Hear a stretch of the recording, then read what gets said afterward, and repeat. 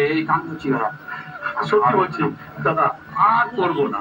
আর তাছাড়া তুমি যদি এখান থেকে আমাদের তাড়িয়ে দাও না, আমাকে তো আমার ছেলের বউ ঘরে ঢুকতে দেবে না, তখন কি আমি রাস্তায় রাস্তায় ঘুরে বেড়াবো?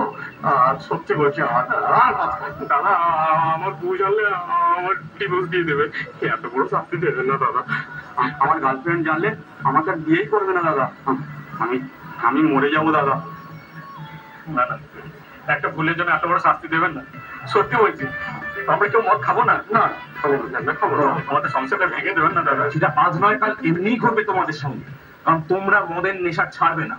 তোমরা যে পথে নেমে গেছো, তোমরা বুঝতে পারছো না তোমরা নিজেদের কত বড় ক্ষতি করে ফেলবে।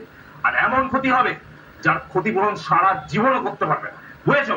দাদা, আমাদের একটিবার সুযোগ দিন, মানে একবার ভরসা করে দেখুন দাদা। ভরসা? আমি মাতালদের ভরসা করি না।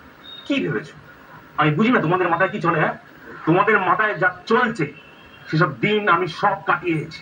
এই যে এখন আমাকে দেখছো, আমি খারাপ পথে চলে গেছিলাম।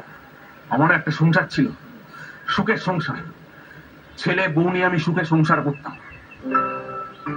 কিন্তু একদিন সবকিছু হারালাম ওই মদের নেশায়।